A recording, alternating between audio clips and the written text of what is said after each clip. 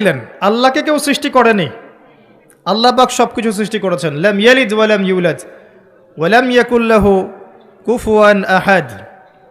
তিনবার পড়লে এই সূরা আপনি কোরআন খতমের নেকি পাচ্ছেন। বারবার আমি বলি একটা কথা, কোরআন তেলাওয়াত বাড়িয়ে দিন। দৈনিক অন্তত 5টা পৃষ্ঠা 10টা পৃষ্ঠা করে পড়ুন।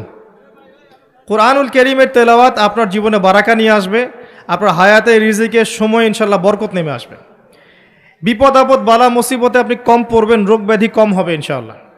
এবং আল কোরআন আপনার পক্ষে সুপারিশ করবে কাল কিয়ামতের মাঠে ইনশাআল্লাহু আযজা ওয়া জাল। তো আল্লাহ রাব্বুল আলামিন এরপরে সৃষ্টি করেছেন আরশে আযীম, এবং আরশে আযীমটা ছিল পানির উপরে। কানা আরশুহু আলাল মা, আল্লাহ পাক বলেছেন। আরশ বহনকারী ফেরেশতাদের বর্ণনা আল্লাহ পাক কোরআনে সূরা হাক্কার মধ্যে দিয়েছেন। 8 জন ফেরেশতা আরশকে বহন করে নিয়ে আসবে।